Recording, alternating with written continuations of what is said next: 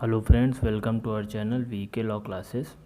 इस चैनल में हम लॉ से रिलेटेड सारी क्वेरीज डिस्कस करेंगे और आज का हमारा टॉपिक है इंडेमनिटी ऑफ कॉन्ट्रैक्ट, जो कि आता है सेक्शन 124 इंडियन कॉन्ट्रैक्ट एक्ट 1872 के अंदर।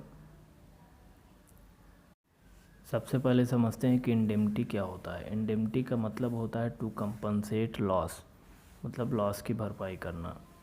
इसमें दो पार्टियां होती हैं, एक होता है इंडेमनिटी होल्डर, एक होता है इंडेमनिटी फायर। इंडेमनिटी होल्डर वो होता है जो लॉस रिसीव करता है, इंडेमनिटी फायर वो होता है जो पे करता है, कंपनसेट करता है। इसमें दोनों पार्टियां आपस में कॉन्ट्रैक्ट करती हैं। जो प्रॉमिसर होता है वो प्रॉमिसी से कॉन्ट्रैक्ट करता है कि वो उसको लॉस से बचाएगा, कोई भी लॉस जो उसके द्वारा किया गया हो या फिर किसी और पर्सन के द्वारा। इसी को कॉन्ट्रैक्ट ऑफ इंडेमनिटी कहा जाता है। ये दोनों तरीके से किया जा सकता है, एक्सप्रेस भी, इम्प्लाइड भी, और ये केवल लीगल थिंग्स के लिए भी होता है। आइए इसको एग्जांपल के थ्रू समझते हैं।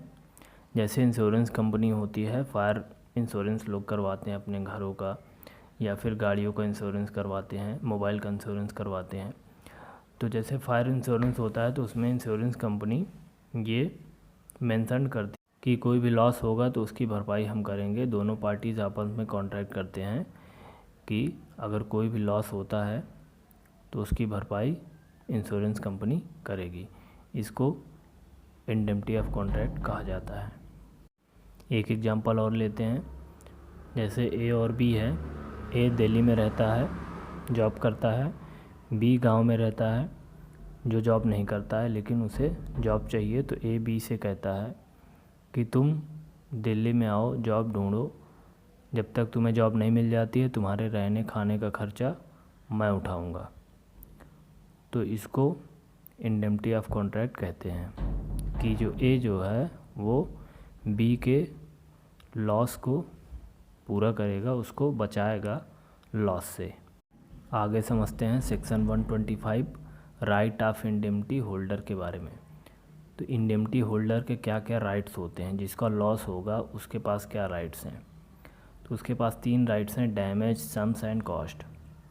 कोई भी डैमेज होता है, कोई सम्स, कोई अमाउंट, कोई कॉस्ट लगता है तो वो उसको रिकवर कर सकता है। सम्स क्या होंगे, कोई भी सम्स हम देते हैं, जैसे कि थर्ड पार्टी से कंप्रोमाइज़ करने के लिए कोई पैसा हमने दिया, कोई अमाउंट सम्स दिया, तो वो प्रॉमिसर से रिकवर कर सकता है। कॉस्ट क्या होता है, जब कोई भी सूट करेंगे, कोई केस फाइल करेंगे तो उसमें लीगल कॉस्ट जो लगती है उसकी डिमांड भी वो कर सकता है, वो भी प्रॉमिसर उसको देगा। प्रॉमिसर मतलब इंडेमनीफायर उसको देगा। तो ये 3 राइट्स होते हैं इंडेमनिटी होल्डर के। तो इंडेमनिटी होल्डर सारे एक्सपेंसेस डिमांड कर सकता है जो उसके लॉस हुए, जैसे कि केस फाइल किया, जो भी खर्चा लगा उसको, तो वो सारे जो एक्सपेंसेस है वो इंडेमनीफायर से डिमांड कर सकता है कि इतना पैसा मेरे लगा हुआ है और मैं उसको रिसीव करना चाहता हूँ। लेकिन इंडेमनिटी होल्डर केवल वही एक्सपेंसेस डिमांड कर सकता है जो कि लीगल हो। बेफालतू के खर्चे वो डिमांड नहीं कर सकता है। जैसे हम जा रहे हैं केस फाइल करने के लिए, तो हमने बहुत महंगे से महंगा जो है एडवोकेट चुन लिया है, बहुत ज़्यादा एक्सपेंस किया है। हमें जो हम नॉर्मल खर्च करके जा सकते थे, हमने क्या किया, बहुत ज़्यादा एक्सपेंस कर दिया जिसकी ज़रूरत नहीं थी। तो वो अमाउंट इंडेमनीफायर पे नहीं करेगा। और इंडेमनिटी ऑफ कॉन्ट्रैक्ट में लाइफ इंश्योरेंस को हम इंक्लूड नहीं कर सकते हैं। इसको हम इंडेमनिटी ऑफ कॉन्ट्रैक्ट नहीं कह सकते हैं, क्योंकि जो लाइफ इंश्योरेंस होता है उसमें लाइफ को कंपनसेट हम नहीं कर सकते। लाइफ इंश्योरेंस में अगर किसी की डेथ हो जाती है तो हम उसके बदले उसको अमाउंट दे देते हैं, लेकिन लाइफ के बदले हम लाइफ तो दे नहीं सकते हैं। तो इसलिए हम इसको जो है इंडेमनिटी ऑफ कॉन्ट्रैक्ट में इंक्लूड नहीं कर सकते। आइए अब आगे समझते हैं कि essential elements of indemnity contract क्या होता है, मतलब उसके क्या क्या एलिमेंट्स हैं। तो इसको छः एलिमेंट होते हैं। पहला है it must be valid contract, दूसरा है टू पार्टीज रिक्वायर्ड, तीसरा है लॉफुल ऑब्जेक्ट, चौथा है फ्री कंसेंट, पांचवा है must be possible to perform, छठा है लॉफुल कंसिडरेशन।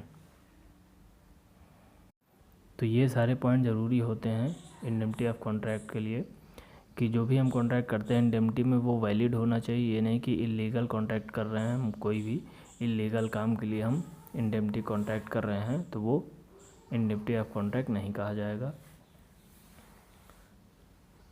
जो कानूनी रूप से बाध्य हो, दो पार्टीज़ इसमें चाहिए, दो पार्टीज़ जो आपस में कॉन्ट्रैक्ट कर सकें।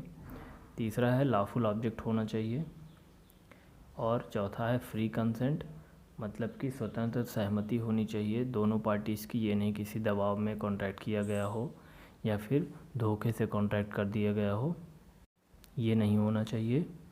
और जो भी हम कॉन्ट्रैक्ट कर रहे हैं वो पॉसिबल टू परफॉर्म होना चाहिए। ये नहीं कि हम ऐसा कॉन्ट्रैक्ट कर लें कि जिसको पूर्ण ही ना कर सकें। लॉस की भरपाई के लिए हम जैसे कॉन्ट्रैक्ट कर लिए हैं, और इसमें लॉफुल कंसिडरेशन भी होना चाहिए। तो आशा है कि आप सभी को इंडेमनिटी ऑफ कॉन्ट्रैक्ट समझ में आया होगा।